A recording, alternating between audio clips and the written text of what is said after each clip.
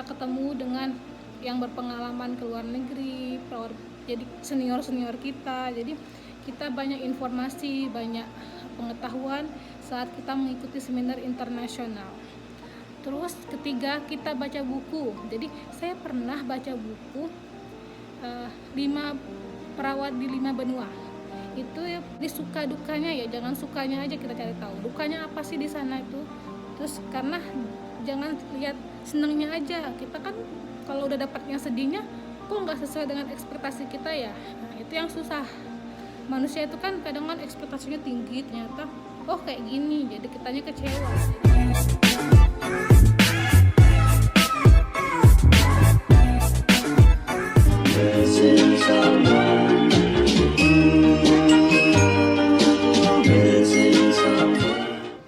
Assalamualaikum warahmatullahi wabarakatuh. Merhaba, ketemu lagi dengan saya Ayu Pratiwi, perawat Riyadh, Saudi Arabia. Kali ini saya akan memberitahu kalian bagaimana sih tips ke luar negeri, khususnya ke Arab Saudi. Hari ini saya syuting di depan teras asrama saya. Beginilah situasinya. Seperti ini situasinya. Saya bawa minum, lagi maghrib. Seperti ini situasinya. Oke. Bismillahirrahmanirrahim. Seperti biasa, saya membawa poin-poin yang akan saya beritahu ke kalian ya. Pertama itu tips ke luar negeri. Pertama itu niat. Jadi kita harus niatnya dulu. Jadi niat keluar negerinya apa? Terus kita harus ada kemauan. Kita kalau misalkan udah niat tapi nggak ada kemauan, nggak akan jalan juga. Terus tujuan kita keluar negeri. Tujuan kita keluar negeri itu apa sih? Atau mencari pengalaman, atau mencari wawasan, misalkan mau umroh atau haji kalau ke Arab Saudi, atau mencari uang di sini buat menaikkan derajat keluarga. Terus jangan lupa tipsnya berdoa. Jadi niat, kemauan, tujuan, dan berdoa. Terus kalau mau ke luar negeri itu kita harus cari tahu yang namanya budaya. Jadi budaya, kalau misalkan ke Jepang, budaya di Jepang itu apa sih? Terus budaya di Arab Saudi itu apa sih? Misalkan saya bicara tentang Arab Saudi, budayanya orang Arab Saudi itu memakai abaya. Jadi memakai abaya hitam-hitam, pakai cadar. Cadarnya bukan seperti ini, tapi cadarnya yang pakai banana. Cadar banana itu. Tapi alhamdulillah di Arab Saudi tahun 2018 Agustus, habis lebaran 2 tahun yang lalu itu anak Raja Salman, Muhammad bin Salman itu memberikan peraturan baru boleh memakai abaya yang warna-warni seperti ini. Boleh pakai warna-warni. Terus kalau makanannya juga kita harus cari tahu nih, kalau mau keluar negeri tapi kita nggak mungkin lah kita dapat makanan seperti Indonesia. Mau cari mie ayam, mau cari bakso di sini susah. Jadi kita harus beradaptasi dengan makanannya. Makanannya apa sih? Cari tahu nih, makan kalau di Jepang mungkin sushi. Kalau di Arab Saudi nasi kapsa, nasi kebuli, nasi bukhori. Jadi jenisnya sama. Kalau di tempat saya itu nasi samin, berarti nasi samin. Terus di sini banyak minyak, tomat. Terus juga nanti kita tentang belajar mencari tahu tentang budaya ini, bahasanya. Udah budaya tadi, udah makanan, terus bahasanya.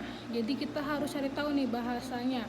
Misalkan kita mau ke Jepang, cari bahasanya, hiragana, katakana. Terus kalau mau ke Arab Saudi, bahasanya bahasa apa nih? Bahasa Arab. Bahasa Arabnya apa nih? Yang sehari-hari, atau yang fasha, atau yang amiyah gitu. Misalkan mau pergi ke Singapura atau ke Kanada, berarti bahasa Inggrisnya harus dibaguskan ya. Terus cari tahu iklimnya. Iklim sekarang seperti Arab Saudi sekarang lagi panas. Jadi kita harus menyesuaikan diri. Seperti awal kesini kulit saya kering, terus pecah-pecah. Jadi kita harus nanti lama-lama terbiasa. Kalau di iklim di Jepang kan ada musim dinginnya, ada musim semi ya. 4 musim kalau di Jepang. Kalau di Arab Saudi itu 2 musim, musim panas dan musim dingin. musim dingin itu kemarin tuh masuknya sekitar bulan Desember, Januari, Februari. November juga kadang udah mulai dingin.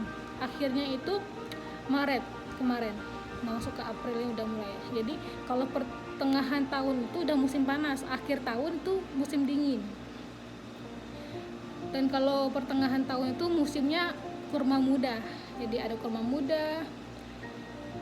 Terus adat istiadatnya orang di negara tujuan kita, misalkan adat istiadatnya orang Arab Saudi, mereka itu kalau ketemu selalu bilang kef halak, terus selalu cium kanan, cium pipi kanan, cium pipi kiri, kalau cewek sama cewek, kalau cowok sama cowok gitu. Saya lupa apa namanya. Terus juga ada kebiasaan mereka itu minum namanya kopi Arab, tapi bukan kopi Arabica. Yang di sini kita sering bilang itu gahwa. Jadi gahwa, dan mereka tuh suka sekali minum gahwa itu dengan coklat, dengan yang manis-manis. Kalau di sini kue-kuenya manis banget. Terus apalagi ya, kalau di Jepang kan sushi ya, sushi. Terus mie apa? Mie ramen. Terus kalau itu yang pertama tipsnya. Yang kedua, kita harus pintar-pintar dan sering mengikuti seminar internasional. Kalau yang lagi kuliah, ikutin seminar internasional. Jadi di situ kita akan tahu nih, kita ketemu dengan yang berpengalaman ke luar negeri, jadi senior kita. Jadi kita banyak informasi, banyak pengetahuan saat kita mengikuti seminar internasional. Terus ketiga, kita baca buku. Jadi saya pernah baca buku 5 perawat di 5 benua. Itu ya penulisnya itu Pak Saiful Hardi. Saya dapat buku itu saat saya mengikuti seminar internasional itu. Saya dapat buku itu, saya tulis alamat Facebooknya, saya cari di Facebook, saya hubungi nomor HP-nya di situ. Saya tanya, gimana Kak, itu di Jepang, ada yang di Arab Saudi juga. Jadi saya emang udah ada niat, kemauan, terus tujuan saya udah bulat. Saya udah cari tahu gimana budayanya di luar negeri.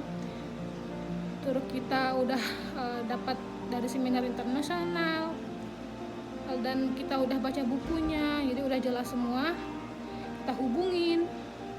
Terus lanjutnya yaitu cari lembaga resmi yang emang terdaftar ya, seperti BNP 2 TKI yang sekarang dirubah jadi BP 2 MI. Nah, BP 3 TKI itu resmi dari pemerintah langsung. Dan program-program di BP 3 TKI itu banyak, BP 2 TKI itu banyak. Ada G2G, government to government, government to private, mandiri, dan PT TKIS. Kalau government to government setahu saya cuma Korea dan Jepang. Kalau government to private itu Taiwan. Saya pernah kemarin tuh sempat ikut workshop ke Taiwan, tapi alhamdulillah rezekinya ngalah ke Arab Saudi. Terus ada yang ke Arab Saudi, misalkan mau ke Jepang nih, gimana bahasanya? Oke, jadi tips kelima itu bahasa. Jadi kalau ada rezeki lebih, ada kesempatan, waktu luang sebelum berangkat, belajar bahasanya dulu. Kalau bahasa Arab, belajar bahasa Arab. Cari tempat kursus yang bagus, yang berkompeten buat ngajarin kita bahasa Arab. Terus bahasa Inggris, kalau bahasa Inggris itu di Parepare, Jawa Timur ya, di Kediri, daerah Kediri sana. Kalau bahasa Jepang itu banyak, di Bandung juga ada hiragana, katakana, itu bahasa Jepangnya, mereka pakai bahasa itu. Terus saat kita saat kita ikuti pelatihan bahasa, kita ketemu nih di tips ke-6, berkumpul dengan orang-orang yang punya mimpi yang sama. Jadi kita termotivasi nih, kita mau keluar negeri, sama-sama ikut pelatihan ini. Jadi kita niatnya lebih bulat ya, motivasinya lebih kuat. Jadi kita tipsnya harus kumpul dengan orang-orang yang tujuannya sama, mimpinya sama, niatnya sama.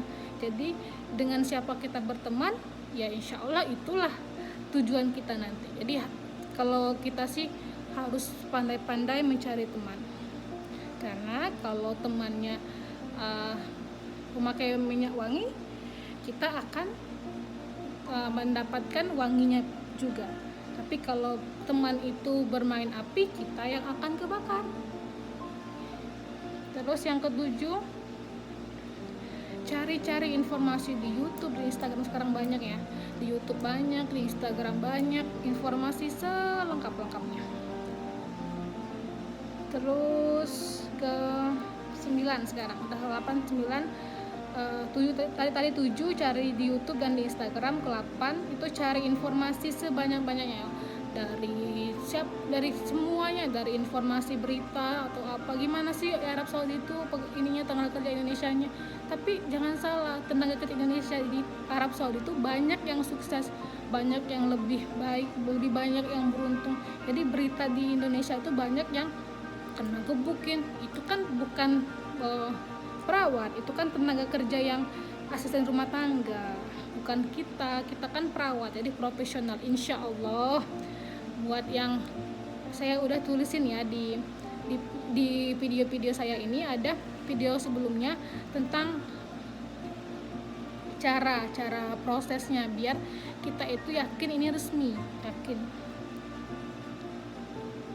Terus ke 9, siapkan mental kita agar kita sampai sini nggak homesick, nggak nangis, kangen Indonesia, kangen rumah, kangen orang tua, kangen teman, kangen ini, kangen itu.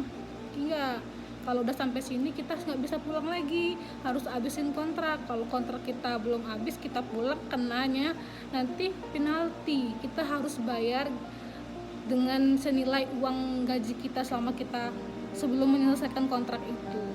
Kita membayarnya itu banyak.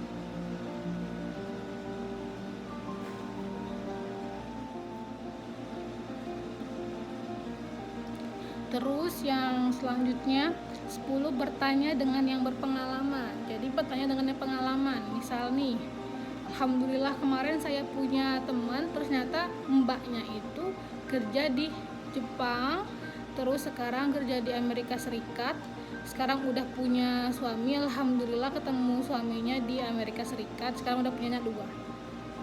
Jadi saya tanya-tanya nih, oh namanya Bambang, kamu punya mbak ya? Iya, di Jepang gini-gini. Dia juga perawat. Jadi saya tanya nih, dia punya mbak di Jepang, sekarang udah menikah, alhamdulillah. Jadi saya tanya informasi tentang pengalamannya. Terus saya cari informasi tentang kakak tingkat saya yang pergi juga ke luar negeri. Saya tanya bagaimana sih di sana. Jadi suka dukanya ya, jangan sukanya aja kita cari tahu, dukanya apa sih di sana itu. Terus karena jangan lihat senangnya aja. Kita kan kalau udah dapat yang sedihnya kok nggak sesuai dengan ekspektasi kita ya. Nah, itu yang susah. Manusia itu kan kadang ekspektasinya tinggi, ternyata oh kayak gini, jadi kitanya kecewa. Jadi berharaplah kepada Allah, jadi kita nggak kecewa insya Allah. Terus tipsnya itu kita kalau ada uang lebih insya Allah lebih baik kita ikut pelatihan. Jadi tipsnya itu siapkan uang ya. Jadi kalau kita ke luar negeri itu ada PT yang memberikan syarat, kamu ke Arab Saudi sekian nih, 5 juta, 8 juta, 10 juta, 15 juta, 20 juta dengan sekian gajinya. Tetap hati-hati ya, karena banyak sekali penipuan di PT-PT agensi.